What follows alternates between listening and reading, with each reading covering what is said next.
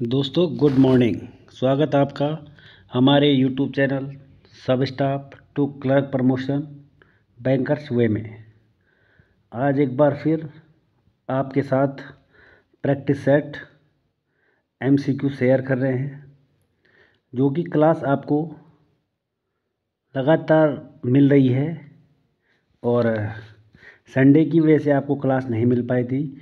उसके लिए सबसे पहले सॉरी, और दोबारा फिर कंटिन्यू क्लास हो रही है। और मैं आप लोगों से ये उम्मीद करता हूँ कि आप लोग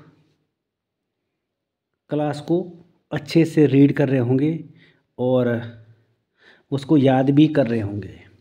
खैर याद तो क्या है, लेकिन अगर आप कंटिन्यू सुनते रहेंगे तो आपके लिए कोई समस्या नहीं होने वाली जब तक आपका एग्ज़ाम है। पेपर एमसीक्यू प्रैक्टिस सेट हर एक बैंक के लिए है। ये कोई किसी एक बैंक के लिए, पार्टिकुलर बैंक के लिए नहीं है, चाहे आप किसी भी बैंक से बिलोंग करते हैं। ये मत सोचिएगा कि पीएनबी के लिए, एसबीआई के लिए नहीं। ये जनरल बैंकिंग है, ये सब लोगों के लिए होती है। और अगर आप हमारे चैनल पर पहली बार हैं या आप हमारे साथ जुड़े हैं तो चैनल को लाइक और शेयर और सब्सक्राइब ज़रूर करें।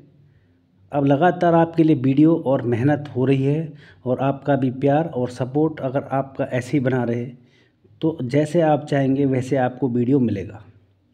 अगर और इसमें कुछ चेंजमेंट करना है तो आप कमेंट बॉक्स में ज़रूर बताएं, ताकि आपको अच्छा कंटेंट देखने को मिले। तो शुरू करता हूं। आज का पहला जो सवाल है ये है आपकी स्क्रीन पे, और हिंदी में भी आपको वीडियो मिल जाएगा।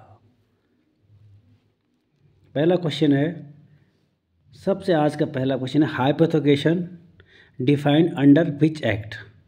कि जो हाइपोथेकेशन है वो कौन से एक्ट में डिफाइन किया गया है। ये एक्ट 100% एक या दो क्वेश्चन एग्ज़ाम में आते हैं, आपको थोड़ा बहुत इनको रिवाइज करना पड़ेगा। ये पहला ऑप्शन है शेरशाही एक्ट, दूसरा है एनआई एक्ट, तीसरा है बीआर एक्ट। बीआर एक्ट होता है बैंकिंग रेगुलेशन एक्ट, और 14 एक्ट है सरफेसी एक्ट। तो इसका जो राइट आंसर है वो है ऑप्शन नंबर 4। सरफेसी एक्ट के अंदर हाइपोथेकेशन को डिफाइन किया गया है। ये आंसर तो राइट है। लेकिन आपके लिए मेरा पहला क्वेश्चन है आज का, कि जो ये हाइपोथेकेशन है, हाइपोथेकेशन इसको किस लोन में यूज़ किया जाता है। अगर आपने मेरी पहले क्लास ली होगी, आप प्ले लिस्ट में जाएंगे तो आपको मिल जाएगा ये, कि हाइपोथेकेशन को कौन से लोन में यूज़ किया जाता है। जैसे gold loan, vehicle loan, property loan, इसकी बात कर रहा हूँ मैं, क्योंकि आपको मॉर्गेज बता रखा है, आपको असाइनमेंट बता रखा है, आपको प्लेज बता रखा है, आपको हाइपोथेकेशन मैं पहले ही बता चुका हूँ। तो इसलिए आप लोगों ने मेरे को कमेंट बॉक्स में बताना है, जो सीरियस होके क्लर्क बनना चाहते हैं, मैं खाली उनके लिए ये क्वेश्चन कर रहा हूँ। बाकी तो रजाई में बैठ के सब मेरी तरह वीडियो देखते हैं, क्योंकि सर्दी बहुत है, ठंड बहुत है, और स्वाभाविक बात है। और अपना ख्याल भी रखें साथ ही साथ। अगला क्वेश्चन है,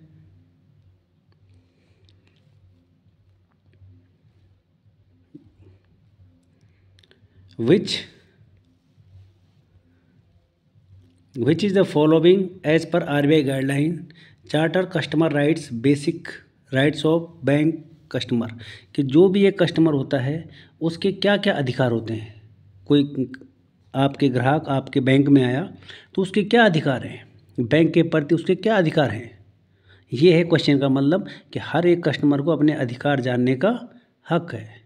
तो उसके अधिकार क्या क्या हैं। राइट ऑफ ट्रांसपेरेंसी, ट्रांसपेरेंसी मतलब पारदर्शिता, कि कोई घोटाला, कोई मतलब गलत तो नहीं हो रहा है। अगला है राइट ऑफ प्राइवेसी, उसकी प्राइवेसी मतलब उसकी प्राइवेट जो भी चीज़ें हैं वो है प्राइवेसी। अगला है राइट ऑफ ग्रीवेंस रेड्रेस, कि मतलब वो अपनी शिकायत का जो निवारण है उसका भी अधिकार उसको है। और अब फोर्थ है इनमें से सब। तो जो एक कस्टमर है उसके लिए सब राइट, सब अधिकार है उसके, तो इसका मतलब आंसर है ऑप्शन नंबर 4। उसके सभी राइट हैं, सभी अधिकार हैं। कि उसको ट्रांसपेरेंसी भी चाहिए, उसको प्राइवेसी भी चाहिए और उसको अपना शिकायत निवारण का अधिकार भी चाहिए। ठीक है भाई। अगला है audio visual KYC process is called. आपने बैंकों में देखा होगा कि केवाईसी करवाने आते हैं लोग, ठीक है। तो केवाईसी भी 3 टाइप की होती है वैसे, high medium risk, high medium low, कि मतलब हाई वाले कौन कितने साल में करवाते हैं, मीडियम वाले कितने साल में करवाते हैं और लो वाले कितने साल में करवाते हैं। लेकिन वो है अलग टॉपिक, वो है अलग बात। लेकिन एक होता है ऑडियो या वीडियो कॉल करके, आजकल जो डिजिटल ज़माना चल गया है उससे ही केवाईसी हो जाती है। तो इनमें से कौन सी प्रक्रिया, उसको क्या कहते हैं? एक तो था सीटीएस में शायद आपको पहले बता चुका हूँ, तो आपने मेरे को सीटीएस की फुल फॉर्म बतानी है। आज का दूसरा क्वेश्चन है कमेंट बॉक्स में। ऐसे क्वेश्चन मैं आपको बीच बीच में पूछता रहूँ ताकि आपका रिवीजन होता रहे। अगला है ऑडिट, स्नैप और लास्ट है VCIP, video customer identification procedure, कि मतलब वीडियो से ही कस्टमर की पहचान हो जाती है, हाँ भाई ये वही कस्टमर है। केवाईसी का मतलब तो वही है। तो इसका जो राइट आंसर है option number 4, VCIP, video customer identification procedure. तो आपने मेरे को एक सीटीएस की फुल फॉर्म और एक जो मैंने आपको क्वेश्चन बताया था सबसे ऊपर हाइपोथेकेशन वाला, कि वो कौन से लोन में यूज़ किया जाता है। ठीक है। नेक्स्ट, इस क्वेश्चन को थोड़ा ये कंप्लीट नहीं है तो इसको बाद में बताया जाएगा आपको जब ये कंप्लीट हो जाएगा। इसको अभी ऐसे ही रहने देते हैं। अभी चलते हैं नेक्स्ट क्वेश्चन की ओर। Interest rate at which RBI lends money to bank is called. अगर RBI किसी भी बैंक को मतलब रुपए देता है, धन देता है, तो उसको क्या बोलते हैं? आपको ऑप्शन से पता लग जाएगा कि उसको क्या बोलते हैं। और मैं पहले भी आपको MCQ में ये चीज़ें बता चुका हूँ। तो इसका क्वेश्चन भी आंसर आपने कमेंट बॉक्स में देना कि जब RBI किसी बैंक को रुपए देती है या लोन देती है। और एक टर्म में ऐसा आता है कि जब बैंक RBI को रुपए देता है। तो यहाँ पर है कि जो RBI है वो बैंक को रुपए दे रहा है, तो उसको क्या बोलेंगे? ऑप्शन ये है आपकी स्क्रीन के ऊपर, बैंक रेट यानी बैंक दर, रेपो रेट रेपो की दर, रिवर्स रेपो रेट जिसको बोलते हैं RRR, और एक है इनमें से सब। तो इसका आंसर आज मैं नहीं बताऊंगा। इसका आंसर मेरे आपसे एक गुजारिश है कि इसका आंसर आप मेरे को ज़रूर बताएं कि जब RBI है और कोई भी बैंक है आपका, इसको जब धन या रुपए देती है बैंक को, किसी भी बैंक को, तो तब उसको क्या बोलेंगे? ठीक है, बैंक रेट तो बोलते नहीं उसको। और ये भी काट दिया मैंने आपके लिए, मैंने 2 ऑप्शन रखे हैं। इन 2 ऑप्शनों से आपने मेरे को आंसर ज़रूर बताना है। खासकर जो मेरे को जो हमारे साथ काफ़ी दिन से जुड़े हैं शुरुआत से, वो ज़रूर इसका आंसर दें। उनको पता भी है, इतना तो मेरे को पता है क्योंकि वो अच्छे अच्छे आंसर देते हैं, तो वो बता देंगे मेरे को। नेक्स्ट है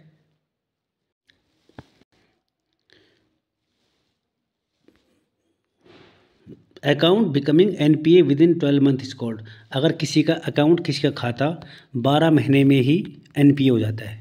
NPA की जो फुल फॉर्म होती है वो होती है नॉन अगर 12 महीने में NPA हो जाता है खाता, तो उसको क्या कहेंगे? उसको SMA, क्विक NPA, परकोलेशन या क्विक मोर्टेलिटी। तो उसको बोलते हैं क्विक मोर्टेलिटी या शीघ्र। अगर जैसे किसी की वो हो जाती है, क्या कोई डेथ हो जाती है, तो सेम वही वर्ड है कि क्विक मोर्टेलिटी हो जाता है उसका, उसे बोलते हैं 12 महीने में NPA हो जाना अकाउंट का। ठीक है। अगला क्वेश्चन है next, under simplified deletion of SHG the being to obtain KYC documents of. जो SHG होता है ना, एसएचजी की जो फुल फॉर्म होती है self health group. Self help group, health नहीं, सेल्फ हेल्प ग्रुप होता है जो एसएचजी की। जो उसके जो दस्तावेज प्राप्त करना होगा, तो इनमें से कौन सा ऑप्शन होगा उसका, कि जैसे ऑल मेंबर्स, सभी सदस्य, या किसी भी मेंबर की रिक्वायर्ड नहीं है, या ऑफिसर बियरर, या इनमें से कोई नहीं। एसएचजी की बात कर रहा हूँ मैं केवाईसी में, सेल्फ हेल्प ग्रुप। तो इसका जो राइट आंसर है वो है ऑफिसर बियरर, ऑप्शन नंबर 3 इसका जो है वो है राइट आंसर। ठीक है, नेक्स्ट। आप लोगों ने ये चीज़ें सब रिपीट कर चुके हो, ये आप लोगों के लिए खाली प्रैक्टिस के लिए बस। फीस फॉर फाइलिंग उद्गम रजिस्ट्रेशन। उद्गम एक वेबसाइट है, पोर्टल है। अगर आपने उसमें रजिस्ट्रेशन करना हो तो आपको कितने रुपए लगेंगे उसमें रजिस्ट्रेशन करने के लिए? 100 रुपये, 200 रुपये, 50, या इनमें से कोई नहीं? तो इनमें से जो राइट आंसर है वो है नील। अगर आपने उद्गम पोर्टल में कोई भी रजिस्ट्रेशन करवाना है तो उसमें आपके कोई भी रुपए, कोई भी चार्ज नहीं लगेगा, कोई फीस नहीं लगेगी। ठीक है, ओके। अगला question, maximum quantity of gold coin against which gold loan can be financed by banks. कि सोने के सिक्के की अधिकतम मात्रा जिसके बदले स्वर्ण ऋण बैंकों द्वारा वित्त पोषित किया जा सकता है। कि मतलब अगर आप एक बार में कितना सोना, कितना गोल्ड रखते हो, वो उसकी क्वांटिटी कितनी होगी बैंक द्वारा, कि कितना आप रख सकते हो। 10 ग्राम, 50, 100 ग्राम, 500 ग्राम या 50 ग्राम। तो उसका जो राइट आंसर है वो है 50 ग्राम। अब ये जो क्वेश्चन है, अब इसमें तो अब कोई 1 किलो भी रख सकता है, कोई 5 किलो भी रख सकता है।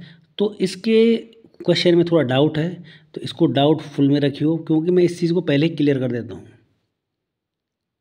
नहीं तो आप बोलोगे सर कोई तो 1 किलो रख देगा, कोई ऐसा रख देगा, कोई 100 ग्राम रख देगा, तो 50 ग्राम ही क्यों? तो इस क्वेश्चन को थोड़ा डाउटफुल केस में रखना, आपको इसके बारे में थोड़ा बताया जाएगा फिर। ठीक है, next, area required to up a new currency chest, how many and minimum area of modern chest in difficult areas? 16 square feet. Question है कि अगर कोई नया करेंसी चेस्ट खोलता है और अगर उसने पहाड़ों में या कठिन क्षेत्रों में कोई करेंसी चेस्ट खोला है, तो उसके लिए तो चाहिए 600 स्क्वायर फीट। अगर पहाड़ में कहीं पर भी करेंसी चेस्ट है किसी भी बैंक का, तो उसके लिए 600 स्क्वायर फीट चाहिए। लेकिन क्वेश्चन ये बोल रहा है कि अगर आपको प्लेन्स में, अगर आपको किसी भी, जैसे यूपी हो गया, दिल्ली हो गया, इन क्षेत्रों में अगर आपने करेंसी चेस्ट खोलना है, तो आपको कितनी लैंड, कितना स्क्वायर फीट ज़मीन चाहिए उसको खोलने के लिए? ये क्वेश्चन पहले बना हुआ है, इसलिए मेरे को इसको समझाना पड़ रहा है ताकि आपको समस्या ना आए। तो कितना है? 900 स्क्वायर फीट है, 1000 है, 2000 है, 1500 है। तो इसका जो राइट और सही आंसर है वो है 1500 स्क्वायर फीट। लेकिन डिफ़िकल्ट एरिया या पहाड़ों में 600 स्क्वायर फीट है मात्र, ये भी ध्यान दें। क्वेश्चन चेंज होके भी आ जाएगा, तो ताकि आपको कोई समस्या नहीं आए। नेक्स्ट क्वेश्चन है, mutual funds are regulate by. कि म्यूचुअल फंड को कौन रेगुलेट करता है? शायद मैंने आपको पहले ही बता चुका हूँ कि म्यूचुअल फंड को कौन रेगुलेट करता है। Option AMFI, RBI, PFR, DA और सेबी। कई लोग तो इसको RBI सोच रहे होंगे कि यार म्यूचुअल फंड को RBI रेगुलेट करता है, लेकिन जो म्यूचुअल फंड है उसको SEBI, security exchange board of India, ये रेगुलेट करती है। इसका जो हेडक्वार्टर है वो है मुंबई में, ये इसको रेगुलेट करती है। यानी म्यूचुअल फंड को ये चलाती है सेबी, जिसकी फुल फॉर्म है security exchange board of India. ठीक है, नेक्स्ट,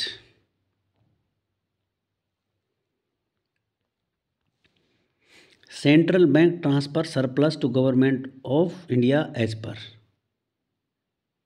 कि जो केंद्रीय बैंक है जो भारत सरकार के, वो किसके अधिशेष में हस्तांतरित होते हैं या वो किसके अंडर में सरप्लस ट्रांसफ़र होते हैं, कौन से उसके अंडर में। ठीक है, क्या बैंक रेगुलेटिंग एक्ट के अंडर में, एनआई एक्ट के अंडर में, या कंपनीज। लेकिन जो जितने भी बैंक हैं वो सब आपको ये पता है कि वो आरबीआई एक्ट के अंडर में काम करते हैं, इतना तो आपको पता है। नेक्स्ट, अगला है एज पर Atal pension Yojana guidelines subscribe can exit from Atal pension Yojana upon completion of how many and avail the pension, कि अटल पेंशन योजना के जो दिशा निर्देश अनुसार कितने वर्ष पूरा होने पर अटल पेंशन योजना का लाभ कोई भी व्यक्ति उठा सकता है, उसकी साल कितने होने चाहिए ताकि वो उसका लाभ उठा सके। 50 साल, 65 साल, 70 साल या 60 साल। तो अगर 60 साल अगर आपके कंप्लीट हो जाते हैं तब आप अटल पेंशन योजना का लाभ उठा सकते हैं। ठीक है, right. Next, full form of STM. STM की फुल फॉर्म बतानी है। House for maturity, held to maturity, क्योंकि पहला वाला तो होगा नहीं कि हाउस फॉर, क्योंकि एफ तो है ही नहीं। ठीक है, अब बचे 3 option, held to maturity, has to maturity और हेल्ड टू मल्टीपल। तो इसको जो राइट आंसर है ऑप्शन नंबर जो 2 है, हेल्ड टू मैच्योरिटी, वो इसका राइट आंसर है, option number 2। Next, in KVIC में जो सी की जो फुल फॉर्म है वो बतानी है कि केवीआईसी में सी की फुल फॉर्म क्या होगी। तो केवीआईसी में देखो ये इम्पोर्टेंट है और ये इसको पूछे जाने के ज़्यादा से ज़्यादा चांस हो जाते हैं। Khadi and village industry corporation, KVIC की यही फुल फॉर्म है। तो इसके लिए थोड़ा इजी हो जाएगा, अगर यहाँ पर कॉरपोरेशन है तो ऑप्शन नंबर जो 3 है कॉरपोरेशन, तो ये सी की फुल फॉर्म हो जाएगी। नेक्स्ट, बीएनए में बीएन की फुल फॉर्म बतानी क्या है, एन की। तो ये थोड़ा इजी हो जाएगा आपके लिए, N4 हो जाएगा आपका नोट, NOT नोट। नेक्स्ट, अगला क्वेश्चन है कि CERSAI search is not mandatory for which of the following loan, कि इस जो सेरासी है इसमें कौन सा जो लोन है, कौन सा जो ऋण है वो ज़रूरी नहीं है। व्हीकल्स लोन, एग्रीकल्चर लोन, या government security paper and securities, या ये सभी सत्य हैं। तो इसका आंसर है ऑप्शन नंबर डी, कि ये सब सही है, ये इसके लिए लागू नहीं है, सेरासी के लिए। ठीक है भाई, अगर कहीं पर भी कोई मिस्टेक हो जाती हो तो उसके लिए आपको पता ही है कि माफ़ी के हकदार तो मैं ही, है ना। तो ये है, सब सही है इसमें, सब मतलब ये इसके लिए लागू नहीं है। व्हीकल लोन, एग्रीकल्चर लोन और गवर्नमेंट की जो सिक्योरिटी पेपर है वो। ठीक है, नेक्स्ट, अटल पेंशन योजना है जो, उसमें जो पेनल्टी है जो डिफ़ॉल्ट, वो कितनी है। अगर कोई अटल पेंशन योजना में डिफ़ॉल्ट पाया जाता है तो उसकी जो पेनल्टी है वो कितनी है, ये है क्वेश्चन। 5% डिफ़ॉल्ट के प्रत्येक महीने के लिए 5%। नेक्स्ट, 5% फ्लैट ऑन डिफ़ॉल्ट राशि 5%, फिर 1% for each month of default, या 1% flat on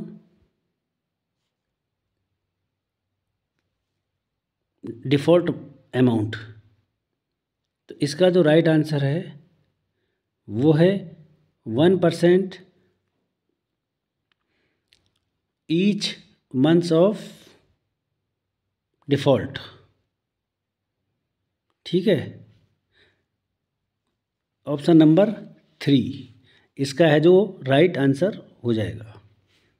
next, who handling money laundering case in India, कि जो मनी लॉन्ड्रिंग केस है उसको कौन हैंडल करता है। अच्छा क्वेश्चन है और इजी भी है और पेपर में आने वाला क्वेश्चन भी है कि मनी लॉन्ड्रिंग को कौन हैंडल करता है। CBI, FIU या द डायरेक्टोरेट ऑफ इन्फोर्समेंट, जिसको ED बोलते हैं, कि बोले यहाँ पे ED का छापा पड़ा है, या PMO। तो इसका जो राइट आंसर है वो है ED, the directorate of enforcement. ये मनी लॉन्ड्रिंग को हैंडल करती है अगर कोई मनी लॉन्ड्रिंग करता हुआ पाया गया तो।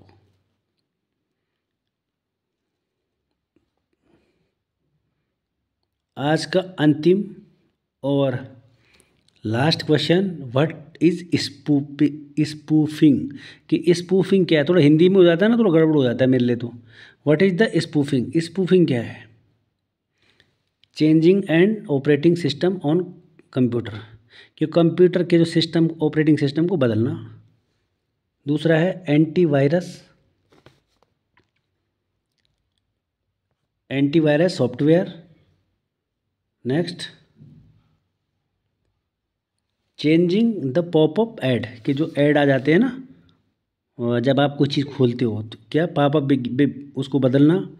और लास्ट है चेंजिंग वेबसाइट टू लेक्टिमेट, कि जो वेबसाइट है उसकी बैद में उसको बदलना, कि उसका कि टाइम पीरियड को बदलना। क्या होता है स्पूफिंग। तो स्पूफिंग होता है ऑप्शन नंबर 3, ऑप्शन नंबर 4 होगा ये। 1 2, हाँ ये 4 है। तो वेबसाइट की बैद में बदलाव लाना ही स्पूफिंग कहलाता है। ठीक है भाई, चेंजिंग वेबसाइट टू लेक्टिमेट। अगर आपको सेशन पसंद आए तो अगेन कहता हूँ चैनल को लाइक और शेयर और सब्सक्राइब ज़रूर करें। कि आपको अगर हिंदी में भी समझ में आ रहा है, हिंदी में तो आप खुद भी पढ़ सकते हैं वैसे, लेकिन मैं भी बताता रहता हूँ आपको हिंदी में भी, क्योंकि थोड़ा हिंदी में तो वैसा हो जाता है। लेकिन आप लोगों की डिमांड पे हिंदी मेरे को ट्रांसफ़र करनी पड़ती है। तो आप ज़रूर बताएं कमेंट बॉक्स में जो मैंने आपको क्वेश्चन बताए। ठीक है, CTS और RBI अगर बैंक को रुपए देता है, लोन देता है। और लास्ट हाइपोथेकेशन, आज का पहला क्वेश्चन। आपने उन सब का आंसर मेरे को कमेंट बॉक्स में देना है और मैं आपके कमेंट का इंतज़ार कर रहा हूँगा, ताकि आप अपनी प्रैक्टिस अच्छी तरह कर सकें। और मेरा एक ही एम है कि क्लास केवल सब स्टाफ के लिए ही बनाई जाती है बस। उसके अलावा मेरा किसी से कोई वो नहीं है कि क्लास स्केल 1 2 3 4 उनके लिए टाइम नहीं है। अपने छोटे भाइयों के लिए और जो हमारे सब स्टाफ हैं उनके लिए ये क्लास दिल मन तन धन से बनाई जा रही है और समय भी लग रहा है। तो सपोर्ट करें और कहीं पर गलती हो तो उसके लिए डैश डैश डैश कर देना। और फिर मिलते हैं। और वीडियो आपको करेक्ट 10 बजे या 10:15 बजे आपको मिल जाएगी डेली का। कभी हॉलीडे है, छुट्टी है, कभी कोई समस्या आ गई तो वो बात अलग है। मिलते हैं फिर। अपना ख्याल रखें और स्वस्थ रहें, मस्त रहें। तब तक के लिए दे इजाज़त। थैंक यू, धन्यवाद।